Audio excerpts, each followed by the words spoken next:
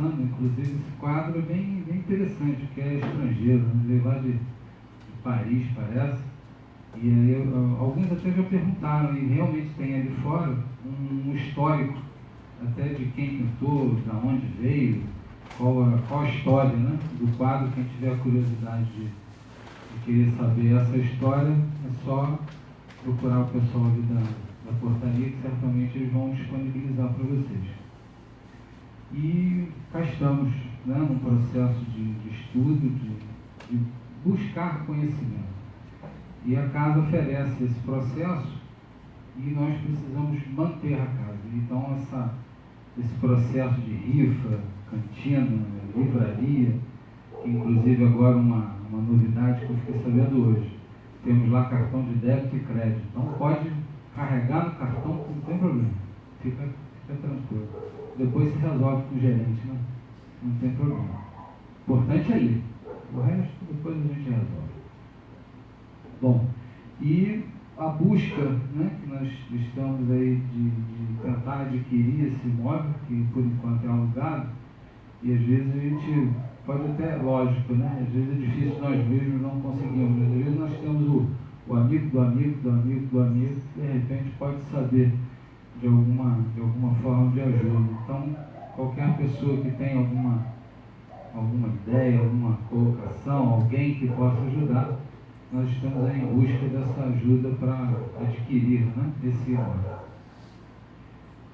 Temos a nossa prece pelos desencarnados, que vai acontecer dia 14 de abril, domingo, e hoje está marcado para ser o último dia para poder preencher o formulário, porque tem um formulário que é preenchido antes da prece, né, que são aquela homenagem que nós fazemos aos nossos entes queridos que foram para a parte espiritual antes de nós. E às vezes nós queremos fazer essa homenagem, é preenchida uma ficha com alguns dados, esses dados são passados para um outro local, para que esses nomes sejam preparados para a prece, que vai acontecer então no dia 14, e hoje então é o último dia para fazer esse formulário. Quem ainda desejar adquirir esse formulário, é só falar com o pessoal ali da recepção, ok?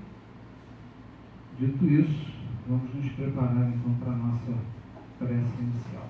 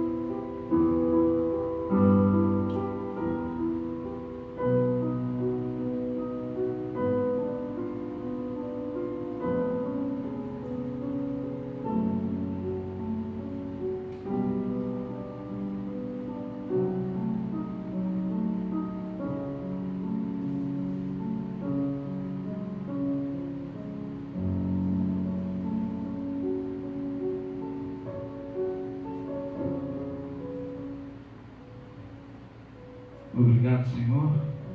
Obrigado, meios espirituais, pela grande oportunidade que nos é dada no dia de hoje de podermos falar das verdades espirituais, da lei natural, das leis morais, que possamos levar para o nosso coração, para a nossa mente, essas verdades, que não aguardemos só para nós, levemos para os nossos lares, para a nossa família, para o nosso trabalho, para a nossa vizinhança.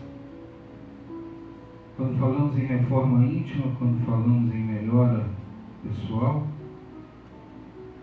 o objetivo é o todo. O objetivo é levarmos para a sociedade essa melhora, esse sentimento de que nós só seremos felizes quando todos nós formos. Assim, Pai querido, a Matiz, Jesus, nosso irmão mais velho, mas sempre, acima de tudo e de todos, está Deus, nosso Pai e Criador, o qual pedimos a permissão para iniciarmos a nossa palestra, dando todos juntos felizes. Graças a Deus. Muito bem.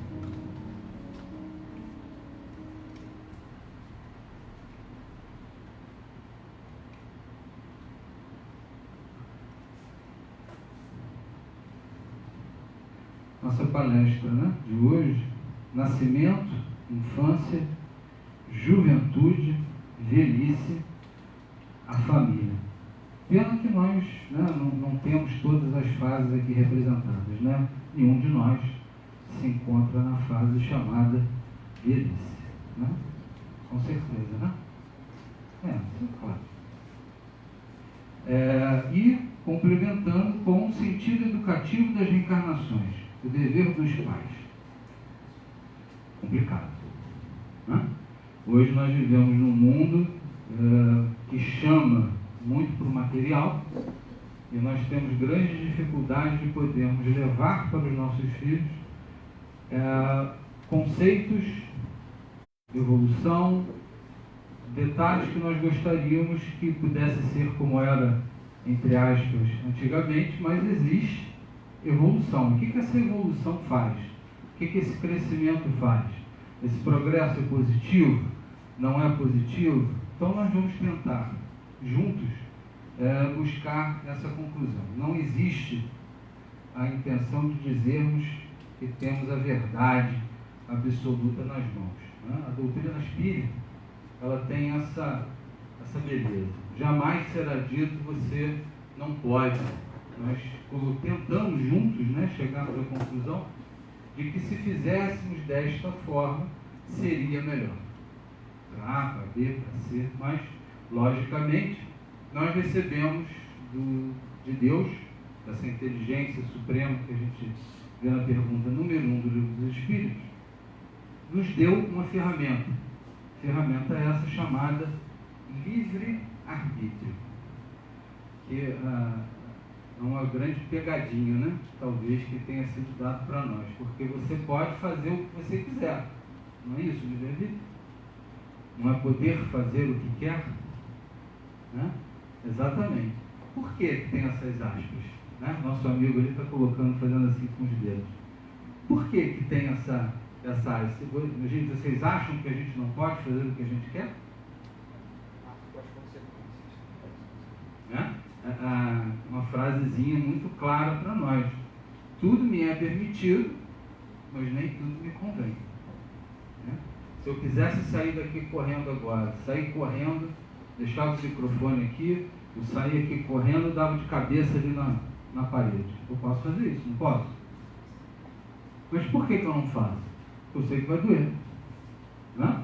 Então, um processo do livre-arbítrio, ele vai envolver toda a nossa vida, todos os momentos da nossa vida, além do fato de que nem todos têm um poder total do livre-arbítrio. O que eu quero dizer? Uma criança de 12 anos, se pedir a chave do carro para você, o que você vai dizer? Não. Né? Você já pediu a chave do carro emprestada? Não faça isso. Agora, quando estiver mais velho, de repente ele já está trabalhando, já tem a sua vida, já tem a sua condição, vai ligar para casa, eu troquei de carro. Porque ele já vai ter um livre-arbítrio maior. E isso também acontece quando a gente está do lado de lá. Porque aqui é uma fase transitória, a gente já tenta entender isso, né? Eu não sou um corpo com espírito, a gente vai repetir isso toda vez que a gente estiver junto. Nós somos espírito, que de vez em quando tem um corpo para transitar por aqui, né? Então nós somos muito maiores do que essa história pequenininha de 50, 60, 70 ou 80 anos, seja lá quantos anos a nossa história for capaz de cumprir. Mas eu tenho toda uma história que foi composta, que foi vivida, e todas as personalidades que eu já tive, todas as oportunidades que eu já tive, hoje é uma consequência disso tudo. O que eu já sei, o que eu já aprendi, o que já está dentro do espírito, guardadinho na minha grande memória, que é o perispírito, e nós vamos caminhando em cima desse processo. Lembrando sempre que nós sobrevivemos à chamada morte do corpo físico, né? Nós somos espírito, o espírito sobrevive, o espírito continua. Baseado nesse processo, eu tenho a reencarnação. O que é a reencarnação? Eu estou aqui, eu vou passar pela chamada morte, vou para a parte espiritual.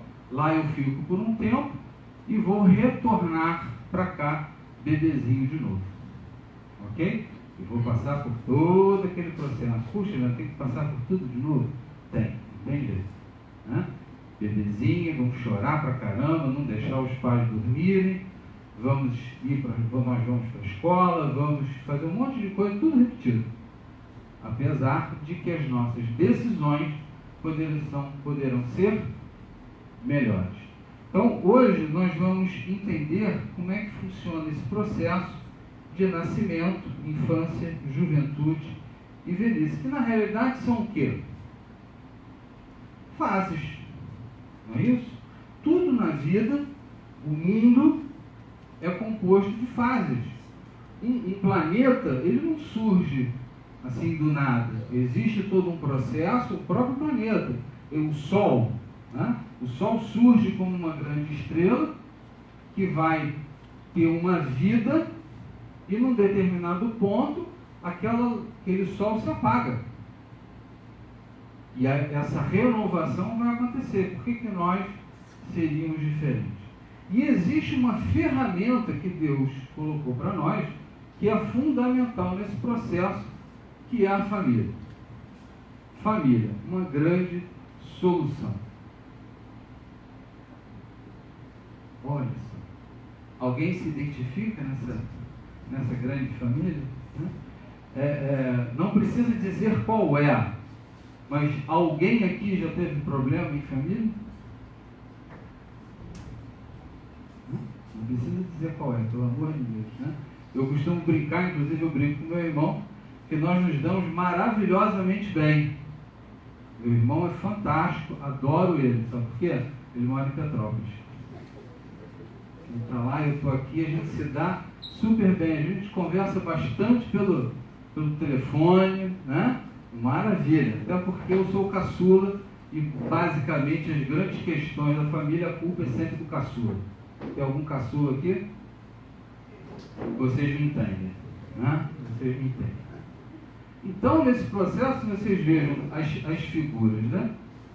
Um início de vida, um possível término de vida, alguém aqui tentando explicar alguma coisa num consultório de análise kármica, alguém aqui profundamente interessado no que ele está dizendo.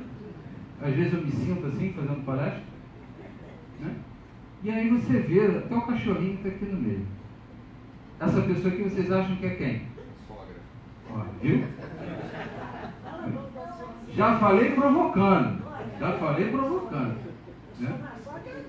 Eu tenho certeza absoluta disso. Graças a Deus. Já é menos um processo kármico que a gente pode eliminar, né? Por que eu estou querendo dizer isso aqui? Lembra do que eu falei da criança de 12 anos e do outro que já queria trocar o carro? Assim funciona aqui nesse processo, né? Como eu vou entender que esses consultórios de análise kármicas, nós estamos comparando ao Ministério das Reencarnações lá de Nosso Lar. Lembra do filme Nosso Lar? tem lá uma cena em que a tia do Lísias vai se preparar para reencarnar, aí sobe aquela rampa, né, porque ela quer voltar para depois receber aquelas pessoas na família dela para ela ajudar a orientar. Vocês viram, a tia do Lísias, a avó, né, é uma pessoa importante na vida dele, mãe dele. O que ela colocou ali naquele ponto ali? Ela tem um livre-arbítrio bem grande. Por quê? Porque ela pediu para reencarnar e o pedido dela foi aceito. Então ela tinha um respaldo, ela tinha condições, ela tinha merecimento para fazer aquele pedido e ser atendida. Imagina a fila que está para reencarnar, né? Acredito que ela não tenha furado a fila de ninguém, mas nesse processo ela pediu e foi atendida.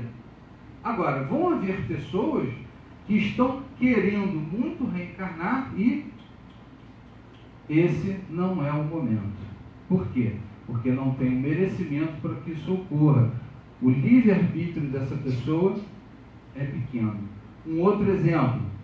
Vamos imaginar uma pessoa que tenha sido rica por 10 vidas seguidas e fez mau uso desse recurso financeiro. E aí ele vai reencarnar, ele está na espiritualidade, ele vai ter a sua 11ª oportunidade de vir, depois dessas 10 experiências como rico, e não fez por onde. E aí a espiritualidade coloca para ele, olha, será que eles vão perguntar como ele quer reencarnar? Porque se essa pergunta for feita, o que ele vai responder? Mesma coisa, ele vai querer ser rico de novo. E alguém dirá para ele, meu amigo, olha só, vamos fazer o seguinte, perdeu. Na próxima, você vai ter que vir sem o recurso financeiro para que você dê valor a esse recurso financeiro. Né? E aí você vai encontrar pessoas que, às vezes, os nossos mais experientes, né, o que eles dizem?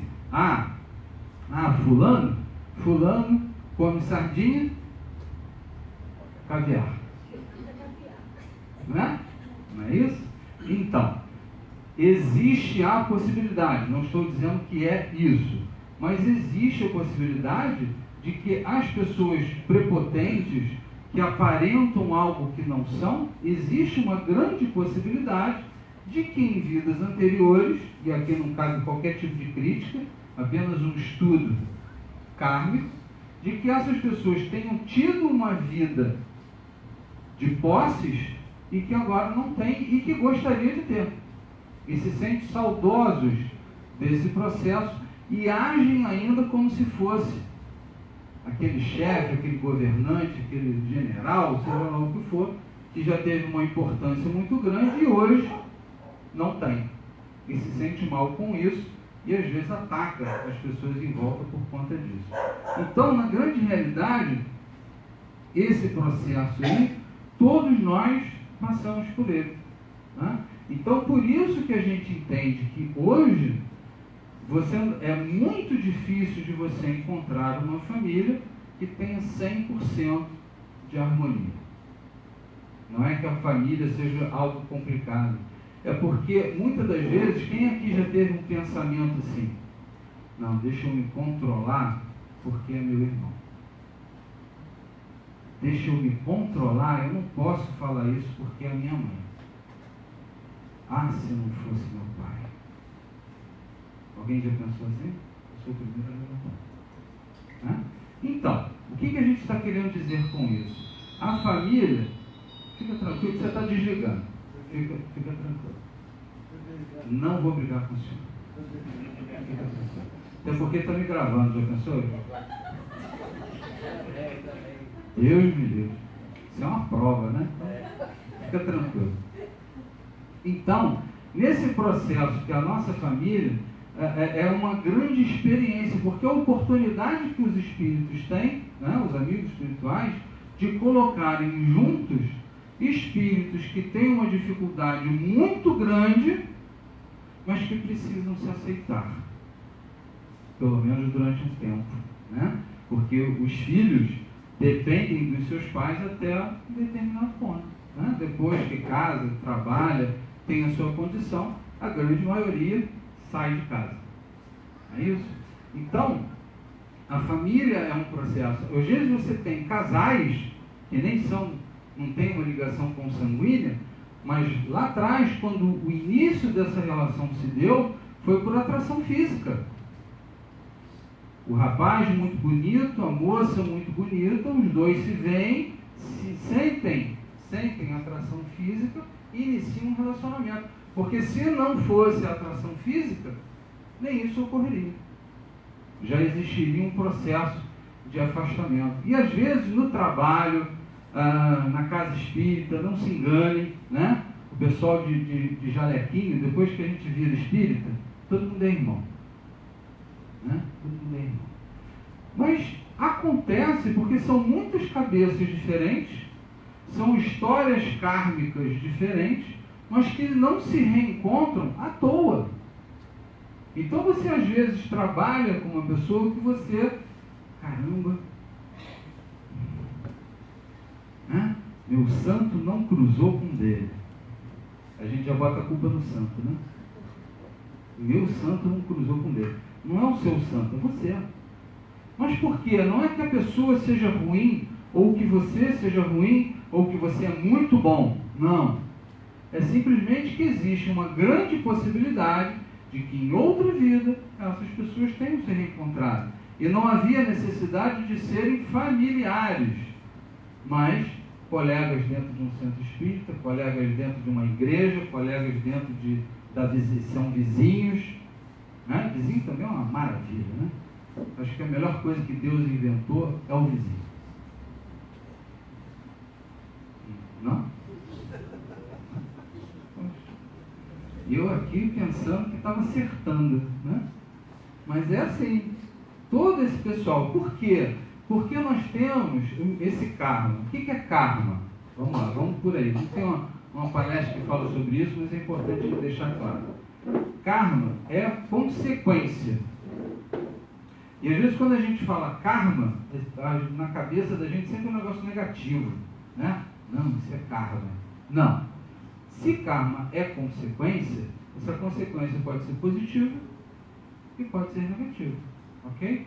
Da mesma forma que a nossa família, você vai encontrar pessoas com as quais você tem dificuldade, você tem pessoas que você vai ter muita facilidade.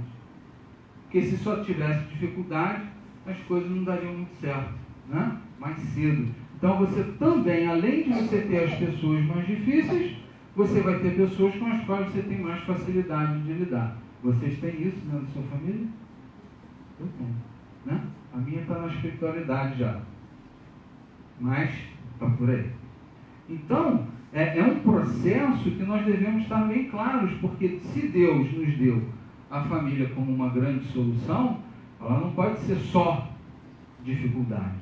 Ela também precisa nos trazer apoio, sustentação, né? Compreensão. E eu preciso entender que isso realmente é uma grande solução. Agora, para que isso seja assim, eu preciso fazer a minha parte. Né? Eu preciso fazer com que esta solução realmente se torne uma solução e não um problema. Eu não posso exigir que a família haja para mim. Eu preciso ajudar o grupo a se ajudar. Ok? Então vamos lá. Vamos ver o que Ramatiz nos diz sobre nascimento, infância, juventude e velhice. No livro, que é base dessa palestra, sugiro a todos a aquisição, A Vida Humana e o Espírito Imortal, Ramatiz. Psicografia do Ercílio Marques. Pergunta: o que nos dizeis sobre o período da infância do espírito encarnado na Terra? Resposta de Ramatiz: o espírito realmente encarna-se, ele não nasce, ele não cresce, ele não envelhece e não morre propriamente na carne. O espírito é centelha cósmica da chama criadora, que é Deus, portanto, não renasce e nem é destruído. O ego espiritual desce vibratoriamente ao mundo carnal, a fim de desenvolver a consciência e ter a noção de si mesmo, passando a existir como entidade emancipada, porém, subordinado às leis do próprio Criador. Pois, Embora o espírito seja eterno e disponha do seu livre-arbítrio, jamais se isola do todo. E o seu autoconhecimento ele o adquire mediante as deduções do seu mundo interior, que resultam do seu contato com o mundo exterior. Nós fomos criados para sermos seres sociais, ok? Não para sermos isolados. Assim, o espírito do homem não vive propriamente os períodos de infância, juventude e velhice. O espírito, conforme acontece ao corpo físico. Nascer, crescer, envelhecer e morrer são apenas etapas adstritas à concepção de tempo e espaço entre berço e túmulo. Até porque muitos de nós, infelizmente, não chegam sequer à juventude. No mundo hoje, crianças não chegam sequer ao seu primeiro ano, não completam. Processos de extrema pobreza, etc, etc, etc. Né? A gente pode até ver por que isso acontece. O espírito manifesta-se temporariamente através do equipo de carne, nervos e ossos, que é a sua instrumentação de trabalho e aprendizado consciencial no ambiente do planeta. Como Deus é o pano de fundo da consciência de todos os homens, jamais o espírito humano desvincula-se da consciência cósmica que o originou e lhe garante o atributo de existir. Nas múltiplas existências físicas, ele aprende os conceitos de pecado e virtude, do bem e do mal, da saúde e da enfermidade, do certo e do errado, do inferior e superior, do impuro e puro, que assim lhe facultam apurar os valores divinos latentes em si mesmo. Nós vivemos em dualidade. Eu só aprendo o que está quente porque eu já manipulei algo que está frio e sei a diferença. Né? Quente, frio, bom, mal, escuro, claro, a gente vive sempre essa dualidade. Em consequência, o período de infância física do homem é uma etapa transitória em que o espírito se manifesta algo reduzido na sua verdadeira capacidade já adquirida nas vidas pregressas. A sua ação amplia-se pela comunicação cada vez mais racional e consciente em equivalência com o crescimento do corpo. Diríamos que o espírito não nasce na terra, mas acorda aos poucos da hipnose submetida no espaço antes de reencarnar, manifestando-se tão claro e conscientemente quanto seja a capacidade e sensibilidade do seu equipo carnal em relação com o meio material. E está cada vez mais frequente, a gente vê isso às vezes na internet ou em alguns lugares, crianças que numa determinada idade conta tudo para o pai, como foi a sua encarnação passada. Teve uma criança que nasceu com uma marca de nascença, acho que próximo do coração. Ele contou tudo direitinho. Eu fui um soldado na guerra que levou um tiro no coração. Aí foram apurar nomes, locais, e a criança colocou tudinho que aconteceu com ele e foi comprovado, com toda a realidade de pesquisa, de que tudo aquilo que a criança falou era verdade. Ele se lembrava de quem ele foi na vida anterior. Imagina o desespero dos pais. Né? Ele dizendo que é um soldado, e você vê os pais, e também pessoas especiais, acredito eu, para receber um espírito desse, né? De realmente acreditar, né? Não enfiar remédio, meu filho está com TDA, está com isso, está com aquilo, leva para o psicólogo, que ele não está muito bem, quer dizer, e apoiaram a criança e realmente foram fazer tudo que tinha que fazer para verificar o que aquela criança estava colocando. Né? Fantástico. Oi? É o caso das crianças índigas. Sim, sim. Só para complementar. Fala-se muito em transição, né? Planetária. Nós estamos saindo do mundo de provas e expiações para regeneração. Então nós temos crianças que vão reencarnando, já estão entre nós, que são justamente espíritos que vão começar a preparar esse ambiente.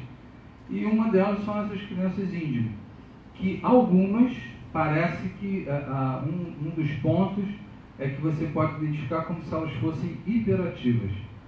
Isso não quer dizer que toda criança hiperativa seja índigo, ok? E aí depois ainda tem outras crianças que são chamadas crianças cristal, que já está num outro nível. E já tem um outro tipo que eu estava ouvindo outro dia, não vou passar porque eu não tive nenhuma confirmação. Mas é claro, né, que isso ocorre, é a evolução. Tem alguém hoje pela primeira vez? Esqueci de perguntar. Só lembrando que vocês podem fazer perguntas se quiserem, tá bom? O pessoal mais antigo já sabe. Então, convivência leva a conflito, não tem jeito. Não tem jeito, né? A mãe pede para você se arrumar, você tem que levantar, tem que escovar dente, né? Daqui a pouco na sua vida você vai ter que trocar o boletim pelo boleto, é outro conflito, né? Porque quando isso começa, enquanto a gente só tem um boletim, a gente toma banho de meia hora. E aí quando você está com um boleto, você nem banho toma, né? E tem que economizar água, tem que economizar luz, tem que tal, aquela coisa toda, né? É muito complicado. Mas toda convivência gera conflito. Porque às vezes você quer alguma coisa guardada as devidas proporções, né? Meu irmão é mais velho. Eu já falei, né? Que sou caçula. Só que ele é 3 anos e meio mais velho que eu. Então vocês imaginem uma criança de 6 anos com o irmão com 9. Depois você com 9, seu irmão com 12, 13, né? Era complicado. Você com 30, ele com 33, não tem mais problema. Quando você é criança, é complicado, porque ele queria mandar em mim, e eu não aceitava isso. Coitado da minha mãe, né? Ele está sempre separando os galinhos de briga. Mas, conflito.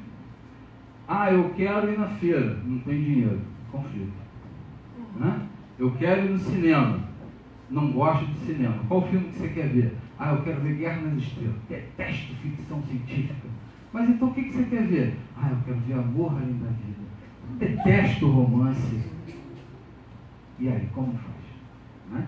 Então tá, essa semana a gente vai ver Guerra nas Estrelas, semana que vem a gente vai ver Amor Além da Vida. Eu preciso equilibrar esse processo. E o conflito é oportunidade. Vocês vejam, essa simples brincadeira que eu fiz com relação a filme, quando você resolve o conflito, isso gera uma oportunidade. Por quê? Porque se você continuar a briga, simplesmente por causa de um filme, você está perdendo uma grande oportunidade kármica de resolver um problema talvez de 10 vidas, em que você sempre odiou aquela pessoa e que de repente você até já a assassinou por um motivo fútil. Infelizmente, né? Eu quero contar, eu quero ter a certeza que as pessoas estão prestando mais atenção, né, no processo e está trazendo isso à baila. E isso é importante para que justamente a sociedade tome uma atitude, porque isso precisa diminuir, não é possível. A quantidade de relacionamentos que estão se encerrando porque alguém diz que não quer continuar e o outro simplesmente, você não quer continuar comigo, então você não vai ser de ninguém. Pá! Meu Deus, o que está acontecendo com a gente? O que está acontecendo com a sociedade? Né? O que está acontecendo com as pessoas nesse turbilhão que está sendo a nossa vida? Por que essas coisas estão acontecendo? São reencarnações das mais difíceis que essas pessoas precisam se acertar e não estão passando nas provas? As possibilidades são gigantescas, mas eu preciso disso aqui, porque a convivência vai ser conflito, né? Hoje os relacionamentos estão começando, a pessoa mandou um WhatsApp, você quer se encontrar? Quero. Aí se encontra e tal, daqui 2 semanas está casando, aí 2 semanas e meia está separando, aí na hora de separar o outro vai lá e mata. Meu Deus, né? Então a gente precisa pelo menos entender que todo conflito é uma grande oportunidade. Jamais vão dormir zangados. Tentem resolver. Também não é aquelas aquelas DRs de 452 minutos, né? Vamos tentar fazer um negócio mais light. Mas eu preciso entender que isso é uma grande oportunidade de chegar a um equilíbrio, porque nós somos diferentes. Aquela história, né, do príncipe, do sapo, né, da princesa, nós todos somos sapos, todos nós somos jararacas, todos nós somos espíritos em evolução e que vai gerar conflito, não tem jeito. Nós somos assim, nós somos orgulhosos, nós somos egoístas, queremos que o outro faça o que a gente está querendo, só que às vezes a gente precisa dar uma recuada. É difícil? É, bastante, porque às vezes você precisa negar a si mesmo, mas você precisa se valorizar também. Eu não vou só me negar o tempo todo, não sou Francisco de Assis, né? Então, qual é a palavra para a gente hoje? Equilíbrio. Equilíbrio. Nem tanto ao mar, nem tanto à terra, né? Buscar esse equilíbrio. Então, ainda dentro dessa família, uma grande solução, eu tenho fases: nascimento, infância e adolescência. Esse grupo é o grupo da aquisição. O que é a aquisição? Vamos assim, em termos, entre aspas, normais, o que seria o melhor que possa acontecer. Nós vamos nascer numa família equilibrada, com lá os seus responsáveis, e essa família vai dar toda a condição àquele espírito que está reencarnando de atenção, alimentação, carinho, né? Sustentabilidade, uma casa. Então, eu estou adquirindo segurança, eu estou adquirindo confiança, eu estou adquirindo, na infância, limites. Não, eu estou falando de situação ideal, né? Quem gostava aqui de física, como eu sempre gostei, tinha um tal de CNPq, Condições Normais de Temperatura e Pressão, CNTP, né? Então, a gravidade é sempre 10 metros por segundo ao quadrado, a velocidade é constante, etc.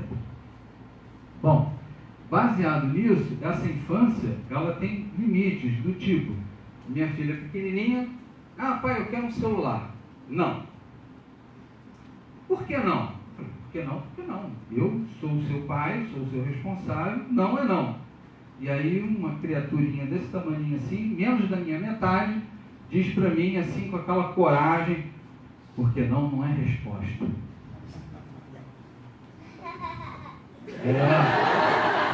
Concordo plenamente com você. E guarde o que eu estou falando, hein?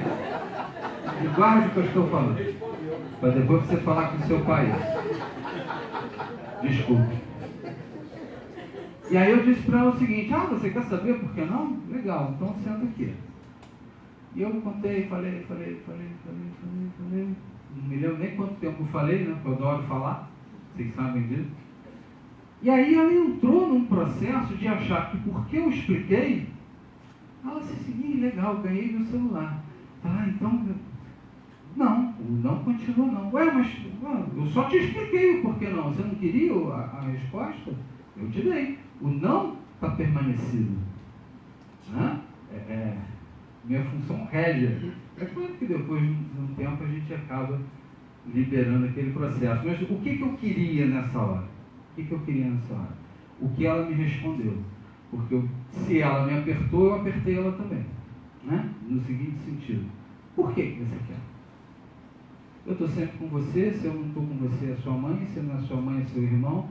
Você tem X anos, você nunca está sozinha. Para que celular? Aí eu recebi a resposta mágica que muitos aqui já devem ter ouvido: todos os meus coleguinhas têm. Eu falei: minha filha, só que tem um problema sério que você vai ver na sua vida, que hoje talvez você não entenda muito, mas eu preciso dar esse limite para você. Você não é todo mundo. E eu não sou todo mundo. Eu sou uma individualidade, você é uma individualidade. Nesse momento, eu sou o seu responsável e, para mal dos seus pecados, a decisão é minha. E talvez nessa oportunidade aqui, isso serve para o papai e para a mamãe, né? Como uma regra que eu acredito que é muito boa. Se um disse não, o outro jamais deve dizer sim. Se um disse sim, o outro jamais deve dizer não. E numa diferença de opinião, que ela pode ter, né? Essa diferença de opinião pode existir, talvez um argumento possa mudar essa situação, jamais discutido na frente da criança. Exatamente. Ou então aquela coisa muito pior, né? Coisa muito pior. Espera seu pai chegar em casa. E aí, complicado, né? Também tem a questão até de colocar na escola, né? Porque eu vejo muito, eu trabalho numa escola, tem pais que falam, olha, não faça isso que a tia tá vendo. Exatamente. Eu trabalhando em evangelização, né? Tinha as outras tias, teve uma vez eu ouvi, eu vou chamar o tio Leandro, hein? Essa cara de mal, né? A gente tinha que resolver o problema. Adolescência. Por favor, pelo amor de Deus, jamais falar aborrecência. Jamais. Porque nós fomos adolescentes. E nossos pais sofreram profundamente conosco. Né? Porque nós, quer dizer, meu pai não, né? Que ele me olhava, eu já ficava meio de lado. Mas a adolescência é uma fase importantíssima também de limites. Por quê? Hoje, o nosso jovem, infelizmente, tem uma liberdade que nós não tivemos e que muitos pais, às vezes, assumem: o meu filho vai ter uma liberdade que eu não tive. Só que, às vezes, a liberdade que a gente não teve era positiva. Eu vou num baile de madrugada. Sim, mas quantos anos você tem? 12. Não vai.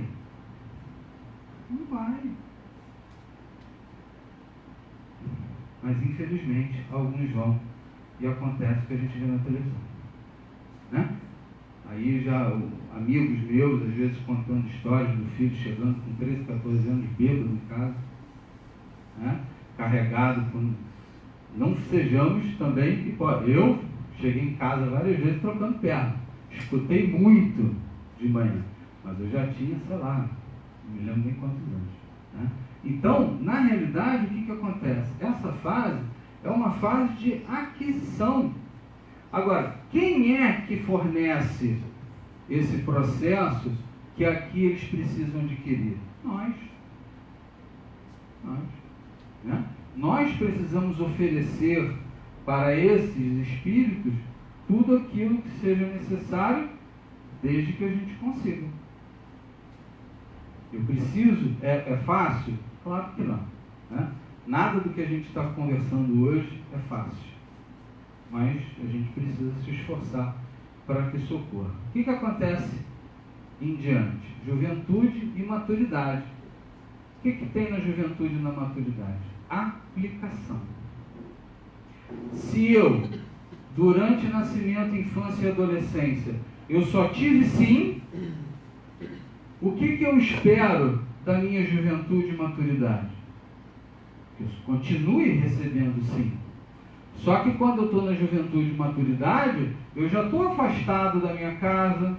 Na minha maturidade eu já preciso estar com os meus processos de vida. Né? Eu tive minha primeira decepção com 14 anos. Eu fui fazer prova para a SPSEX, que é a Escola Preparatória de Cadetes do Exército. Não passei. Eu hoje poderia ser a colega aí do nosso presidente. Não passei na prova. Né? E aí depois eu fui para o vestibular, no primeiro vestibular que eu fiz também não passei. Mas eu já tinha recebido da vida, através dos meus pais, a consciência de que a vida não é fácil. Eu sabia das dificuldades que meu pai tinha tido para eu poder estudar em colégio particular. Meu pai só tinha até a 4ª série primária. Na época de missão, ele chegou a fazer admissão. A minha mãe só tinha 4ª série. O meu pai trabalhava na Rede Ferroviária Federal, antiga Leopoldina, aqui no Rio. Eu sou de Petrópolis. E meu pai vinha aqui para o Rio, subia e descia a serra todo dia. Todo dia. Quando ele chegava em Petrópolis, ele pegava um táxi de um amigo e ainda trabalhava como motorista de táxi para que eu e meu irmão pudéssemos estudar em escola particular. E nós participávamos desse processo, isso não era escondido de nós.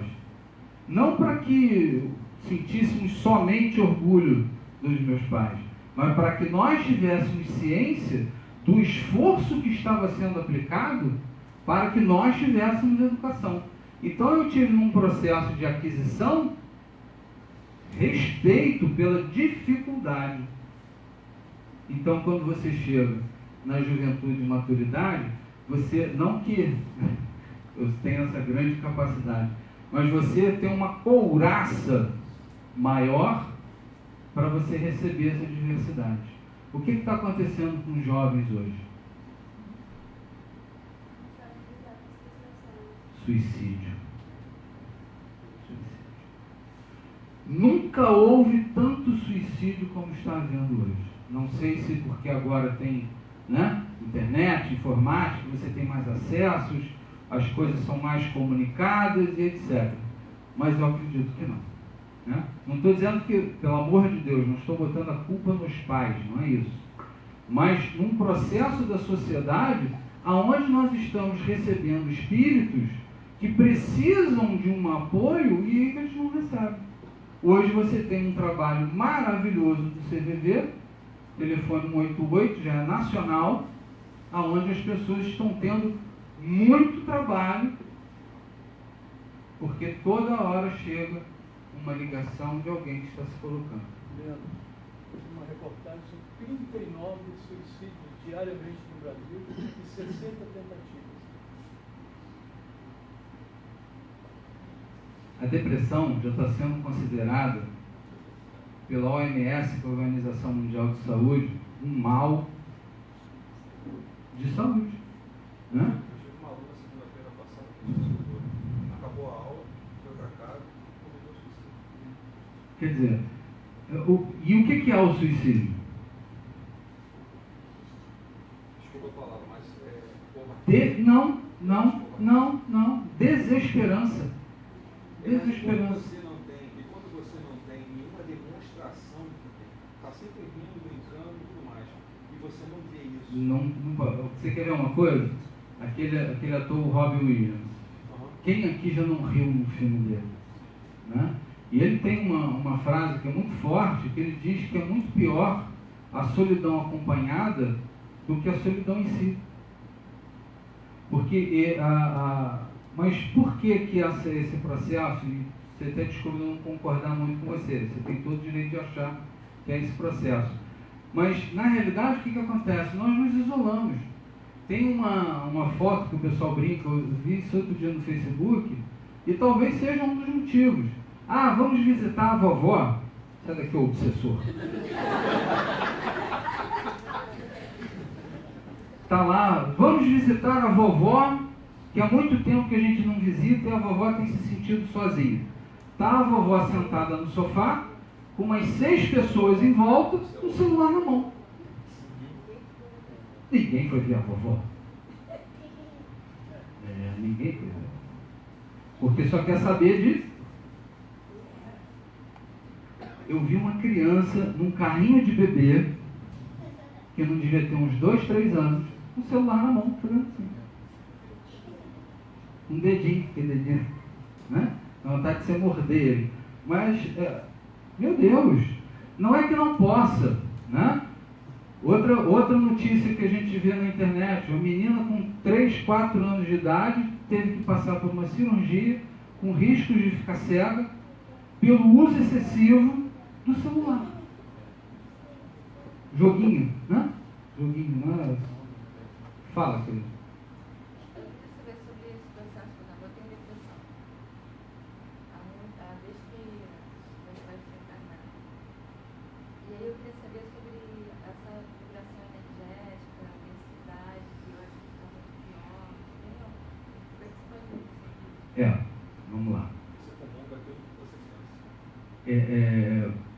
não é um processo simples, né? Já houve aquela época da gente achar que a depressão se resolve com prece e água frutificada. Não. Ok? É procurar uma terapia, procurar um psicólogo competente, procurar uma pessoa que você possa colocar os seus problemas, tá? O tratamento espiritual, ele ajuda no sentido da gente estar falando das verdades espirituais, para a gente saber que talvez o processo pelo qual eu estou passando, que gerou uma depressão, pode ser kármico, pode ser que nem tudo é kármico, ok? É claro que tudo tem a ver com lei de causa e efeito, mas a gente vai encontrar no Evangelho segundo o Espiritismo causa atual e passada para o sofrimento. Então a gente pode ter uma causa para o nosso sofrimento nesta vida, ok? Então o nosso pensamento é fundamental nessa hora. Fundamental. Tem a ver também com a energia. Então, pensamento é energia. Eu não digo só energia da minha casa. De todos os lugares que você está. De todos os lugares que você está. Por quê? Porque a sua energia é que trabalha o ambiente. Você quer ver uma coisa? Eu li num livro uma vez, isso me chamou muita atenção e nunca mais esqueci. É um negócio meio enrolado, mas eu tenho certeza que você vai me entender. A conversa triste com os tristes deixam os tristes muito mais tristes. É muita tristeza, né? De novo. A conversa triste com os tristes deixam os tristes muito mais tristes. Uma pessoa que está deixando de fumar, tem sempre um que vai aparecer. Ih, deixa de ser bobo, rapaz. Tem um cigarrinho aqui, você quer? O cara está querendo parar de beber. Cara, a galera está toda reunida lá no bar. Vamos lá. Você está com depressão? Olha, você sabia que meu cachorrinho morreu? Eu não sei o que eu faço. Sempre vai aparecer alguém. Você sabe qual o significado da palavra depressão? A origem da palavra depressão, ela vem do grego. Vem lá do grego. Dessa palavra do grego, a tradução é puxar para baixo. Você quer a tradução melhor? Né? Então, na realidade, e isso muito provavelmente a pessoa não vai conseguir fazer sozinha, é sempre buscar de algum lugar, de alguma força que talvez você ache que não tem, mas tem, de pensar coisas positivas. Não vai acontecer da noite para o dia.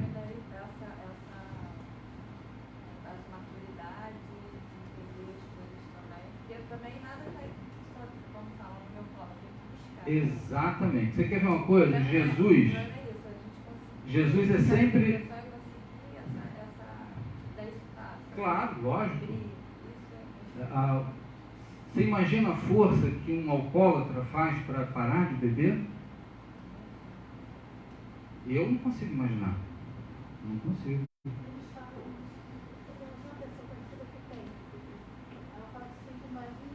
Sim.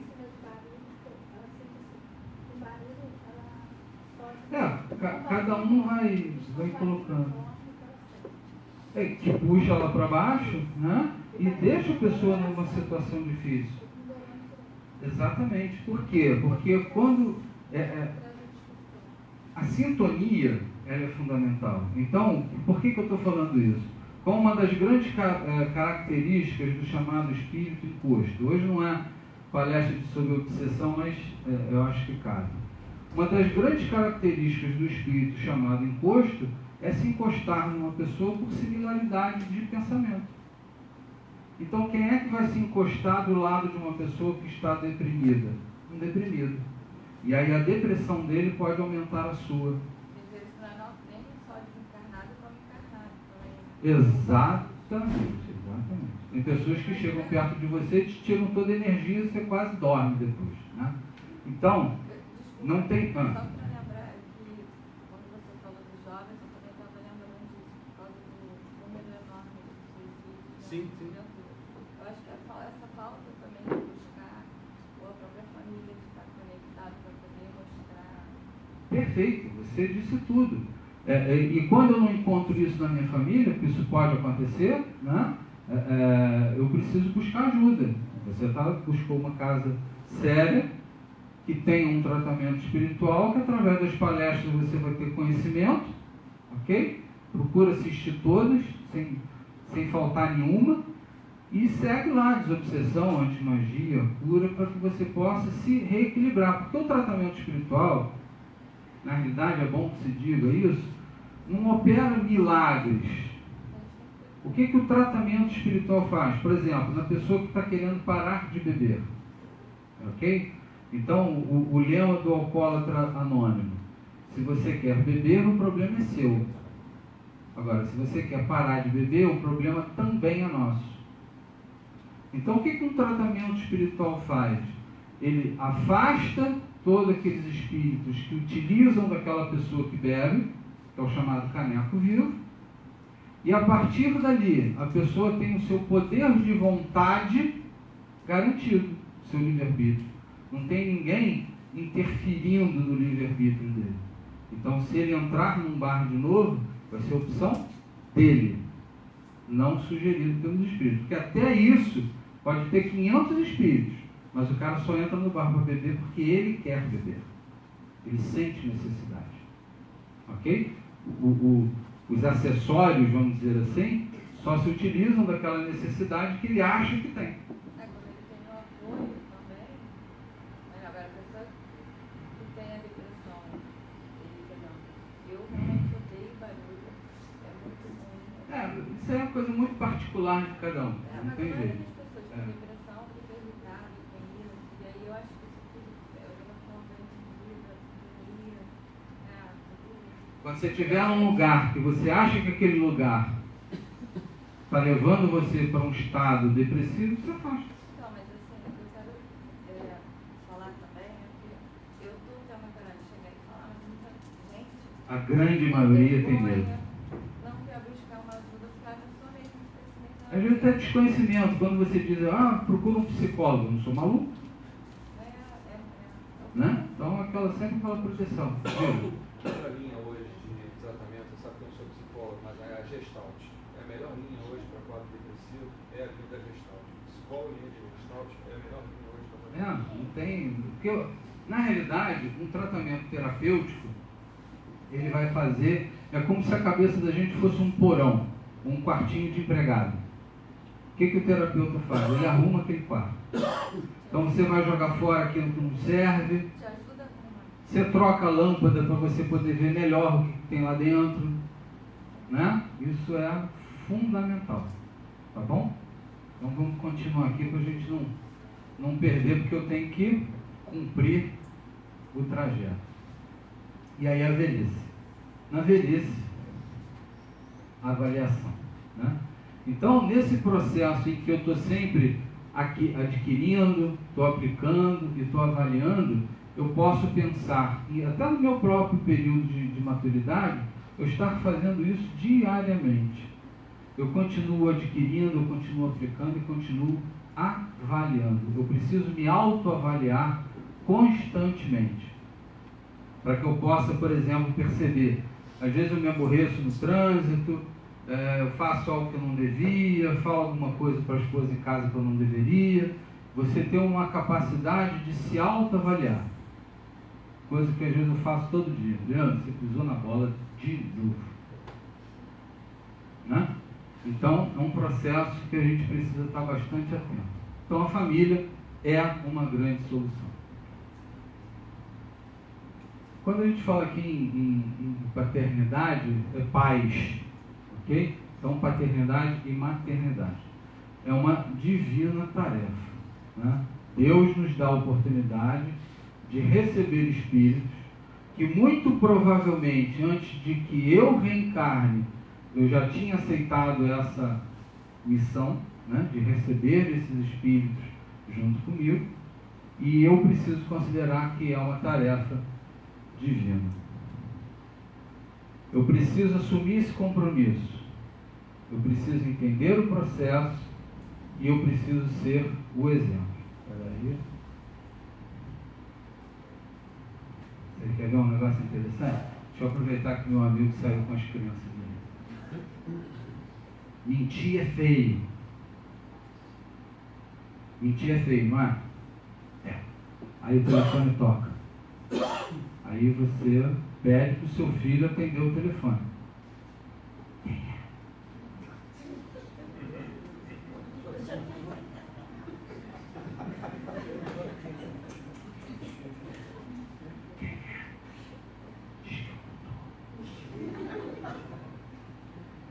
Mas mentira não é errado?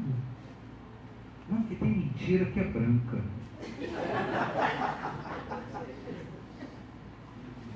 Tem mentira inofensiva. Né? Isso não é uma mentira, isso é uma omissão. As desculpas, né? São lá. Meu Deus do céu, mentira é mentira. Se eu estou dizendo para o meu filho que mentir é errado, eu tenho que ser um exemplo. Eu não posso falar mentira. Mentira do bem. Aquela mentira tipo assim, né? Você acha que eu estou gordo? Deus me livre, que isso? Você tem excesso de fofura. Experimenta perguntar alguma coisa para a criança. Né? Aí a gente consegue entender por que Jesus...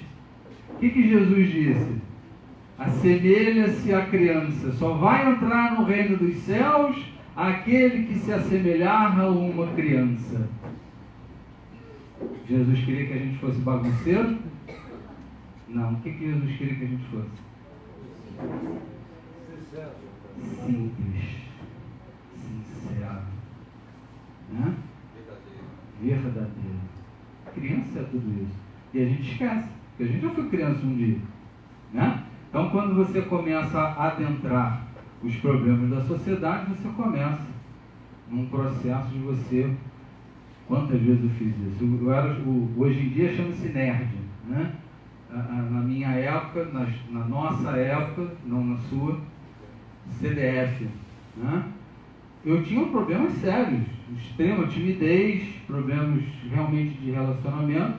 Eu fui assaltar a cantina com um amigo meu, vou pegar sacolinha de jujuba, né? Para poder estar na turma. E aí, invariavelmente, ninguém sabia disso, o meu anjo de guarda é X9. Porque tudo de errado que eu fiz, alguém descobriu. Graças a Deus. Né? Então, o que a gente está querendo colocar aqui? Nós precisamos ser exemplos. E o que é entender o processo? Entender o processo é entender que quando você está vivenciando o que os nossos pais vivenciaram, eu entender que isso é uma responsabilidade gigantesca. Não é eu engravidar uma menina do baile funk, não é eu engravidar a menina no Lupa Palusa, né? Não sei nem falar tudo direito, né? Não é você engravidar ninguém no Rock in Rio, não é você, eu sou livre. Né? Filho é responsabilidade. Então, quando eu entendo esse processo, se eu entender o processo, eu assumo esse compromisso. Eu assumo o compromisso no sentido, não é não querer que o filho passe pelo que você passou. Não é, isso é muito simples, isso é simplório. Eu gostaria de acrescentar, né, que o meu filho possa entender o que eu não entendi. Às vezes eu cheguei em casa cantando uma música, não vou repetir aqui, mas é aquelas músicas que tinham um duplo sentido, que você sempre aprende na escola. Né? A escola é o melhor lugar para você aprender aquilo que você não deve aprender. Né? Isso sempre foi assim. Eu acredito que por muito tempo ainda será. Né? O que eu quero dizer, a escola, que é o lugar social que a gente está com os nossos amigos, e eles ensinam para a gente, né, alguma coisa, e quando chega um aluno novo, a gente que já aprendeu, ensina para eles. Eu fui cantar isso para minha mãe, eu quase apanhei. Aí eu falei, sim, mas... E fiquei sem saber o que era. Aí eu precisei chegar na escola. Eu estou falando aqui escola com os coleguinhas, né? Falei, cara, só cantei aquele negócio que vocês cantaram, eu quase apanhei. Não lembro, é por causa disso.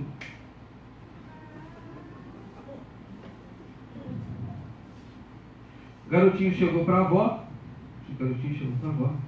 Perguntou assim, vovó, Qual é a diferença entre filho da mãe e filho... Imagina, coitada da avó. Né? Como é que ela explicou isso, eu não sei. Qual é a diferença? Né? Então, cara, eu estou te deixando em mau lençol, né? Desculpa. Agora que eu me toquei. Mas é um processo, né, que eu preciso assumir o compromisso, entender o processo e principalmente ser o exemplo. Porque quando os nossos filhos nos veem com exemplo, eles carregam para a vida inteira o bom exemplo. E serão, com certeza, espíritos melhores na sua vida do que talvez nós mesmos. Porque nós demos para ele o exemplo. Tem uma leitura que eu tenho certeza que vocês já ouviram. Eu tive até vontade de mexer nela. O que o filho pensa do pai?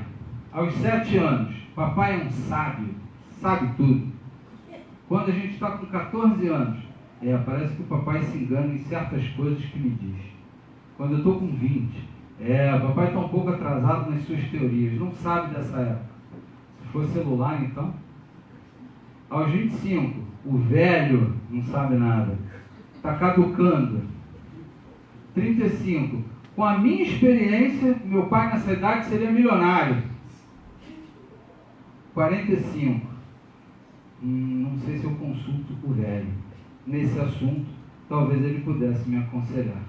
55, que pena que o velho morreu. A verdade é que tinha umas ideias e uma clarividência notável. Aos 60, pobre papai, era um sábio. Como lastimo tê-lo compreendido tão tarde. A gente podia acrescentar uma linha aqui, né? Depois de desencarnado, desculpa, pai. Perfeito. Mas isso somos nós, né? Mas isso faz parte do aprendizado. Mas se eu começo lá desde cedo levando isso para os meus filhos, é claro que isso não é uma receita de bolo. Alguém recebeu algum manual? Eu não recebi, né? E esse manual faz uma falta danada. Mas o que a gente faz? Tentativa e erro, tentativa e erro, tentativa e erro. Horas você acerta, horas você não acerta, horas você, né, resolve um problema, dos outros você cria um problema, e vamos levando. Até porque família, conflito, oportunidade. É uma oportunidade de remissão para nós também, né? Os pais na atualidade. Quais são os desafios dos pais na atualidade? Falam. Comunicação.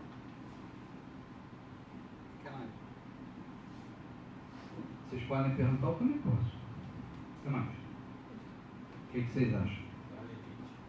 Limites. Brainstorm. O que vocês acham? Vamos ver o primeiro que aparece ali.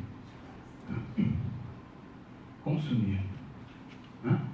Eu quero um celular. Sim, mas você já tem. Não, mas já está na versão 302, eu tenho a 250. Todo mundo tem a 309. Eu quero a 309. E aí a gente tem um processo chamado uma teoria da conspiração, né? Que é a obsolescência. Então, os produtos são criados para se tornarem obsoletos. Oi? Para ter uma certa durabilidade. Exatamente. Tem 3 anos. um documento assinado que a lâmpada foi inventada, né? Então, a lâmpada tinha lá um tempo de vida. Aí, quando já estava aquele processo todo industrial, todos os fabricantes de lâmpada fizeram uma reunião, e esse documento existe, já foi mostrado no Discovery, em alguns processos, em que eles fizeram um acordo que a lâmpada não poderia durar mais de 1 ano. Então a lâmpada era construída para queimar.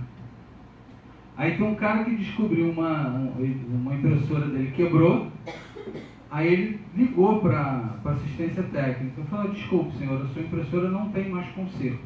O senhor tem que comprar outra. Não, mas eu quero consertar. Não tem conserto. Quem aqui já tem o Windows 10 e aquela impressora que só funcionava no Windows XP não funciona mais? Né?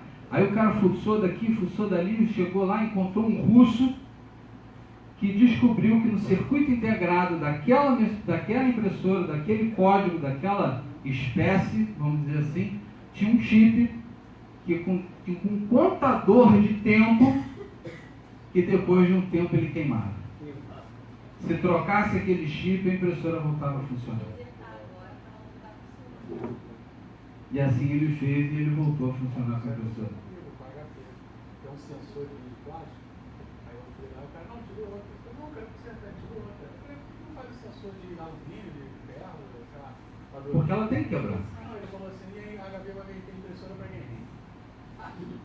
Exatamente, mas essa é a ideia. Então, o consumismo é baseado nisso. A indústria precisa produzir e alguém tem que consumir o que a indústria produz. Só que existe um problema muito sério. Alguém muito famoso vai para a televisão e canta uma música, né? Quando você estiver com seu amiguinho, mostre para ele a sua roupa nova e diga para ele: eu tenho, você não tem. Vocês lembram desse comercial? É claro que a gente não vai falar nomes, né? É só eu falar do comercial que vocês vão lembrar. A pessoa em si, a gente não estou criticando a pessoa, e sim o processo de consumismo. Aí o que acontece? O menor, carente, assiste aquilo na sua televisão, vem para o chamado asfalto e diz para você: perdeu o colega. Você tem ou não tem? Me dá. Porque nós vivemos no consumismo. E o pai está em casa, a mãe está em casa, tentando dizer para o seu filho que não tem dinheiro para comprar. E aliás, não precisaria, né?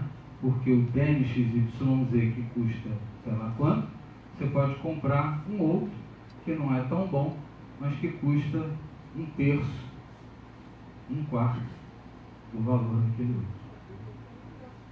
E às vezes até melhor, né?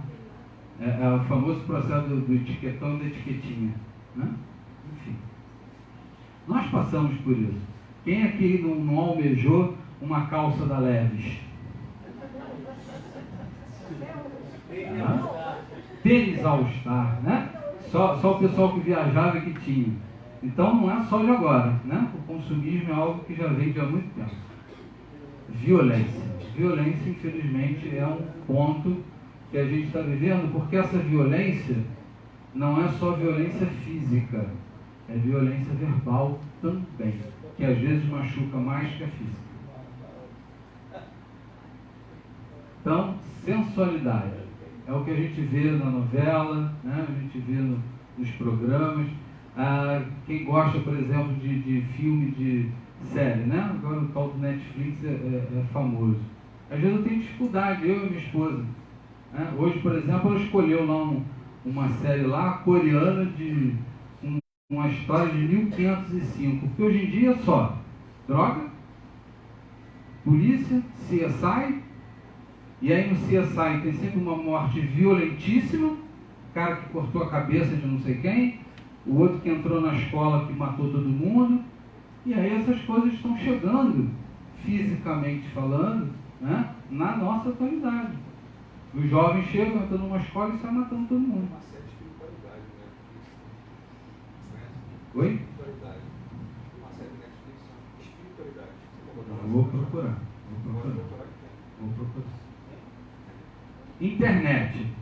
O problema não é a internet, ok? É claro que o desafio... Por que a internet é um desafio?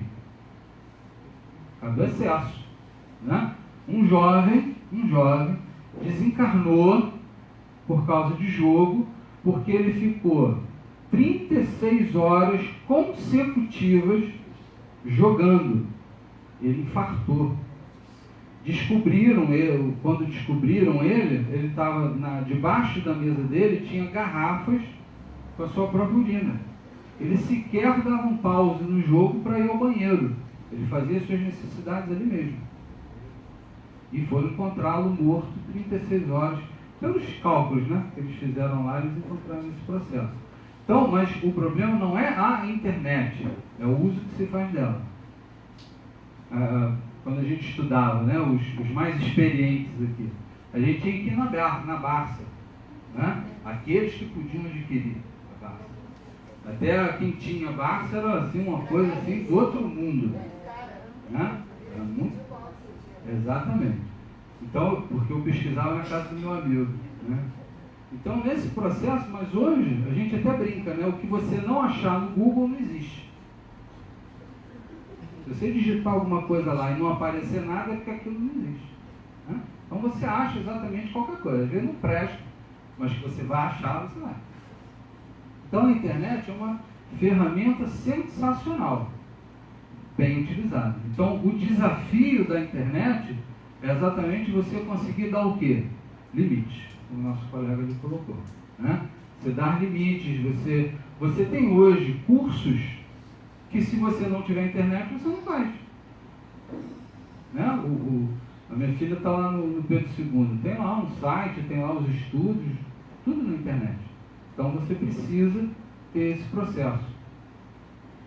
Escolaridade. Até porque, né, qual é a famosidade hoje? Fala-se muito em meritocracia, né? Aquele processo todo, que hoje em dia todo mundo briga por tudo e por nada.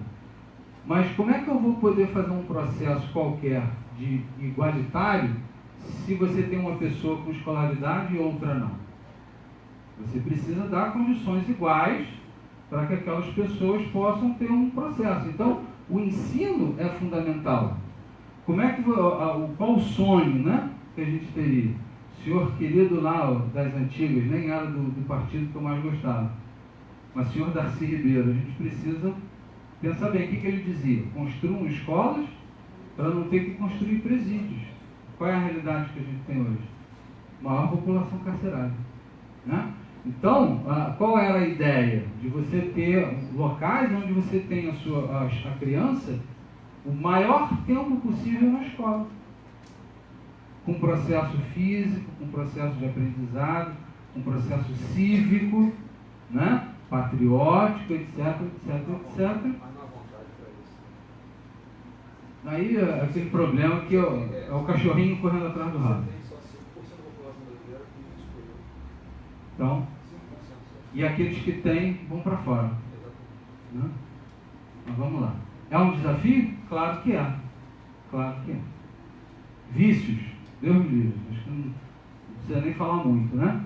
Então, vício hoje é um problema sério, porque na nossa juventude, você ia para o carnaval e tinha a camisa, né? Você botava aquele negócio lá na camisa, você ficava legal, né? Ficava feliz.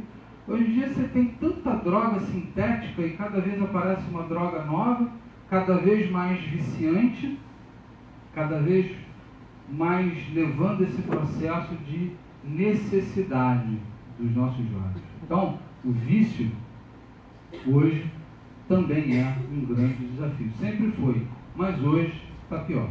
Está ligado ao consumismo, está ligado ao serviço também. E está ligado ao processo que a gente falou, inclusive, da depressão.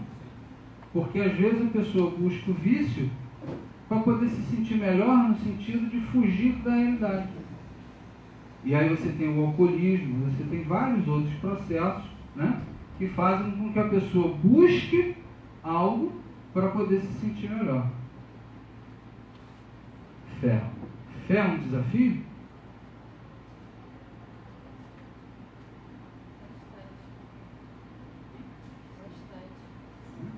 Por quê? Caretice ir na igreja? Mas em que sentido que é esse desafio? É complicado hoje, com ciência, com todos esses processos, você conseguir um tempinho para que as pessoas enxerguem Deus. Independente de religião, tá? Não estou falando de catolicismo, não estou falando de protestantismo, não estou falando de espiritismo, ismo nenhum.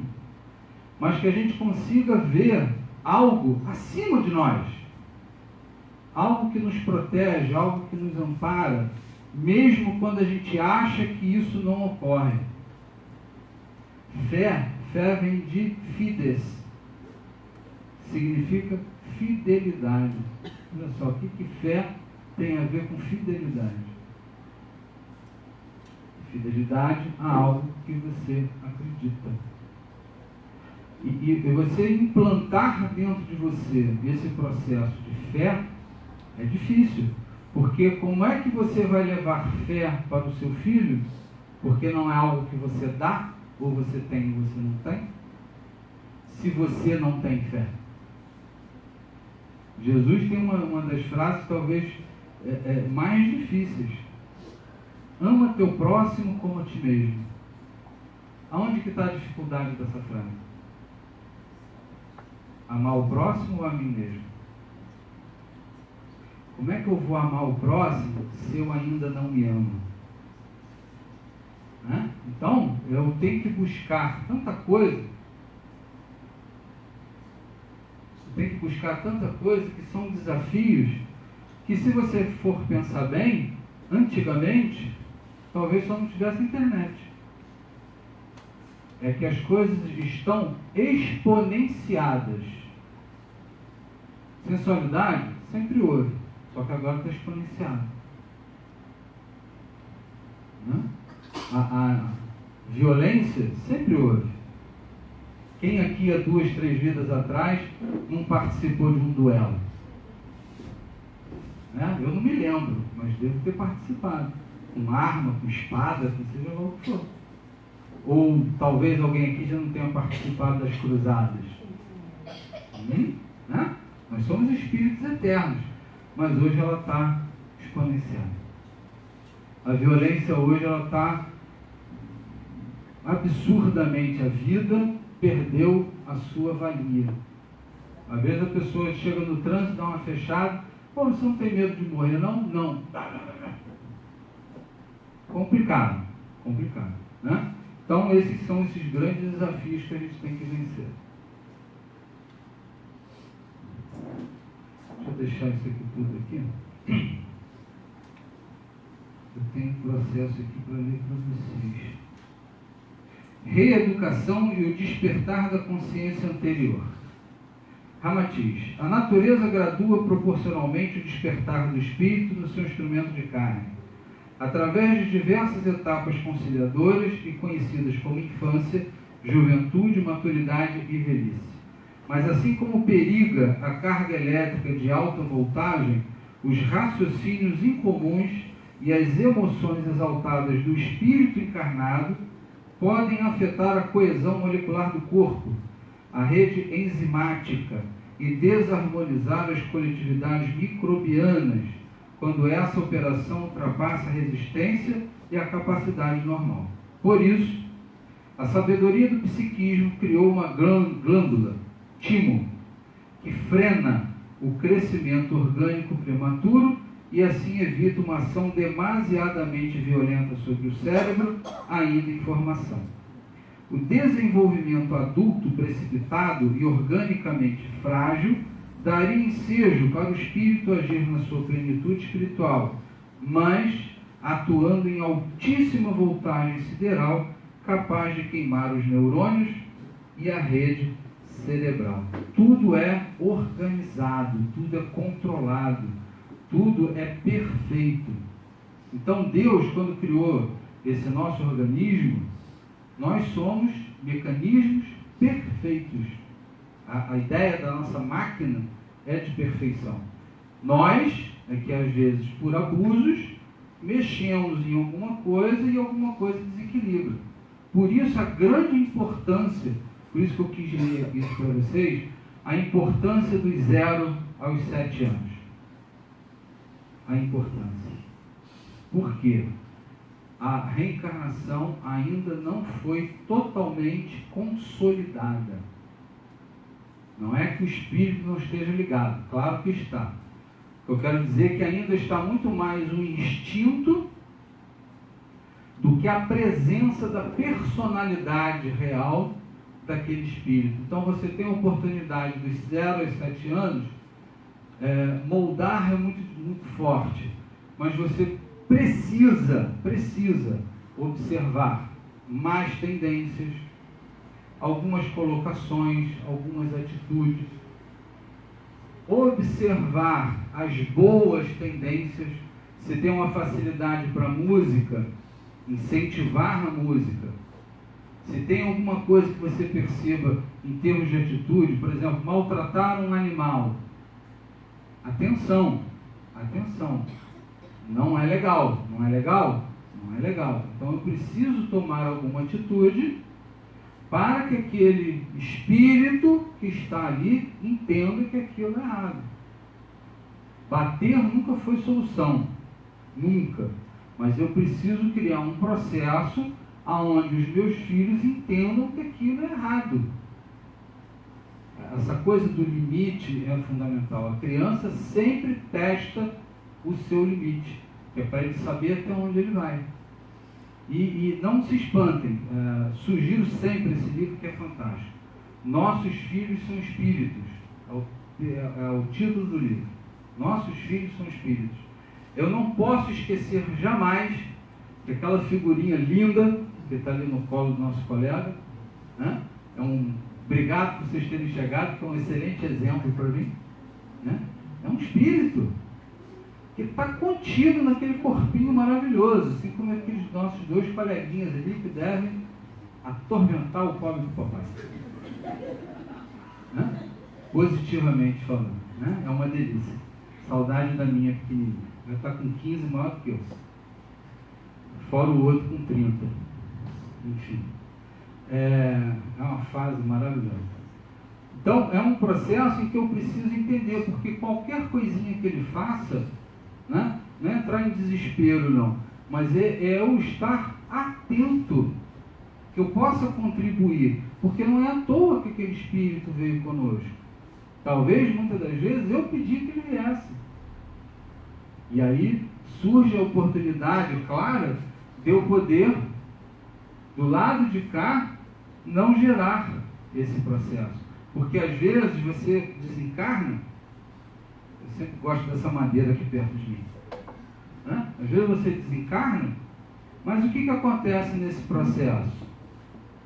Eu fiz tudo que o meu filho queria.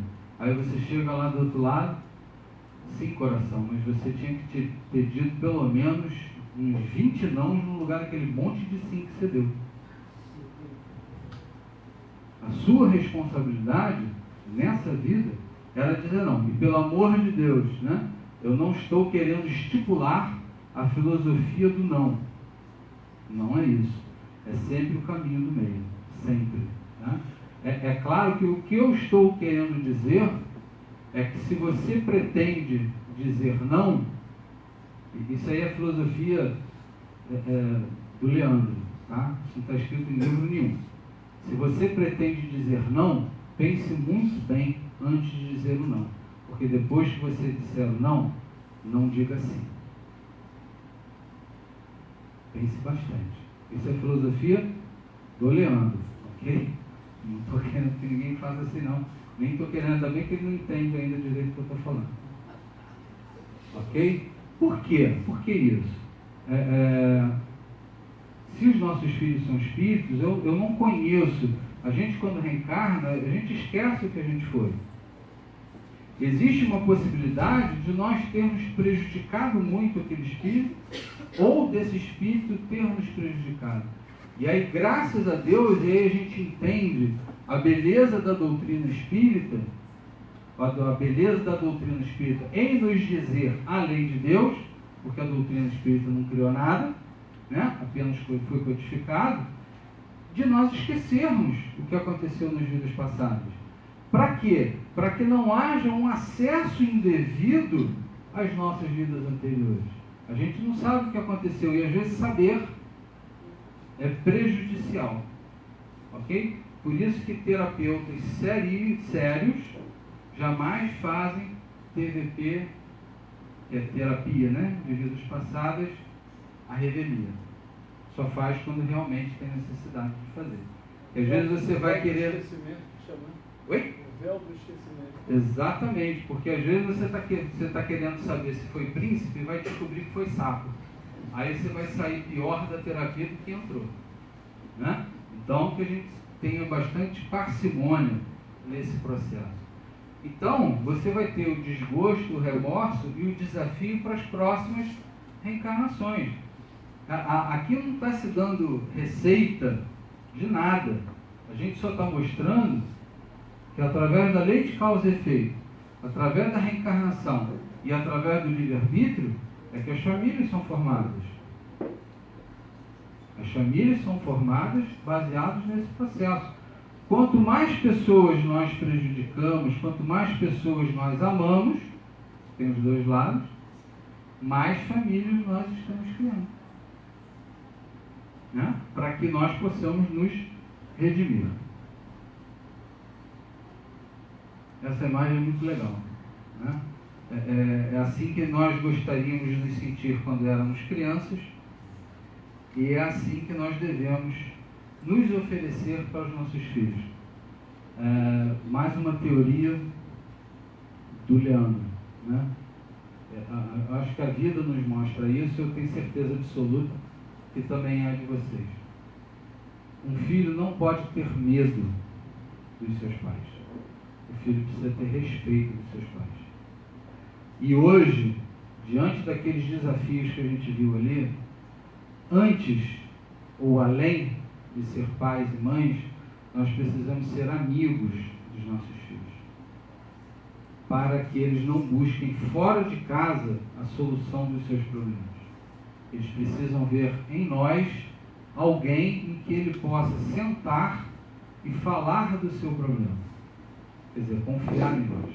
Eu acho que isso, se a gente conseguisse isso, porque talvez um dos grandes desafios está ali, confiança. Então, nós precisamos oferecer para os nossos filhos um campo de atuação em que ele possa sentir-se acolhido pelos seus pais e pelas pessoas que são responsáveis por ele. Hoje eu tenho muito pouco contato com a minha filha, infelizmente, por conta de separação. Gostaria de ter muito mais contato do que tenho, para passar, né, para ela alguma coisa. Mas, se você não tem quantidade de tempo, eu preciso ter qualidade de tempo. Hoje, talvez um dos grandes desafios para a família, vou terminar com esse processo. Fala-se muito na família, a família se degradou muito, né? Até mesmo por conta de consumismo, né? Daquele processo todo, e pela grande dificuldade que o próprio mundo nos coloca, que hoje existe a necessidade dos dois trabalharem. Pelo amor de Deus, não tem machismo, não tem feminismo, não tem nada disso, ok? O que eu estou querendo dizer é que seria muito importante que um dos dois tivesse mais contato com o filho, só que a gente precisa estar trabalhando. Às vezes, quando o filhinho nasce, você já está pensando na creche. Por melhor que seja a creche, por melhor que seja a escola, por melhor que sejam os profissionais que lá estejam, a gente sabe que o nosso profissional de saúde, de educação hoje, trabalha assim no limite, seja de convivência, seja salarial, seja lá o que for. A gente tem que se curvar para os nossos educadores, que são guerreiros e guerreiras. E a escola não dá a educação que a família que precisa dar. Né? Que é como? Aí o papai e a mamãe chegam em casa cansados do trabalho, babá eletrônico, celular, iPad, tablet, televisão, videogame, até porque hoje você fica com medo do seu filho andar de bicicleta, porque a minha filha não sabe andar de bicicleta, sabe por quê? Quando eu fui ensinar ela a andar de bicicleta, ela teve quase que o pescoço cortado com essas danadas, essas linhas chilenas. Aí ela ficou com medo e nunca mais quis aprender. Né? E esses são os momentos que a gente vive hoje. Então nós precisamos estar cada vez mais atentos para poder oferecer isso aí, segurança. Fala, filho. Deveria pelo menos ficar mais próximo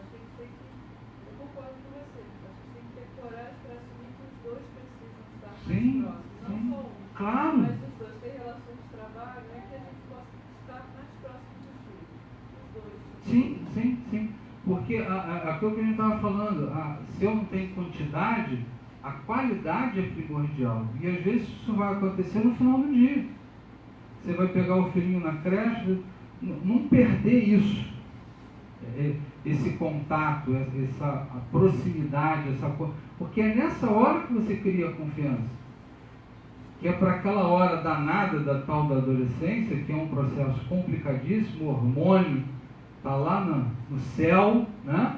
E está acontecendo de tudo, e você fica meio perdido, porque você se lembra da sua adolescência. Eu lembro da minha, né?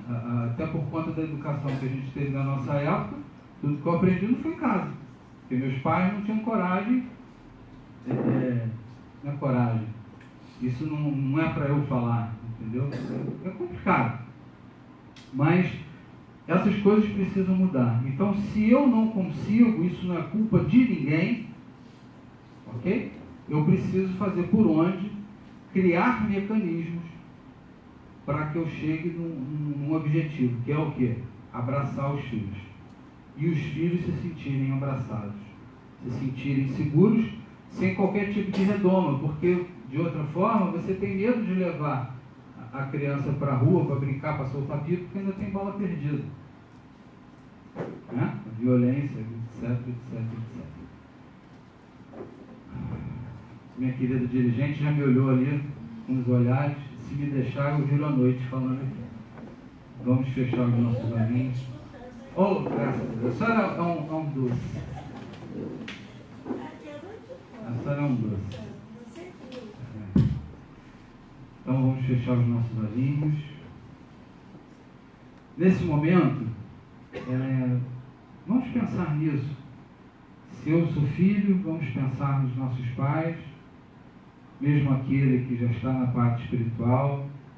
Vamos vê-lo feliz, orgulhoso de nós, saudável. Se eu já tenho os meus filhos, que eu possa visualizá-los como espíritos que são, respeitá-los dessa forma, entendê-los, compreendê-los, aceitá-los. Pai querido e amado, muito obrigado pela noite de hoje, pela inspiração fornecida pelos amigos espirituais, pela nossa intenção de melhorar, e que esses nossos pequenos, que hoje estão pequenos, mas que são espíritos, muitos deles com muita mais bagagem espiritual do que nós, que possamos ser capazes de oferecer a segurança, o amparo e a confiança de que eles tanto necessitam. A Matiz, Kardec, Jesus, nosso irmão mais velho, mas sempre Deus, nosso Pai, o Criador, que está acima de tudo e de todos nós, te pedimos, Pai, a tua bênção e a tua permissão para encerrarmos a nossa palestra de hoje, dando juntos felizes. Graças a Deus.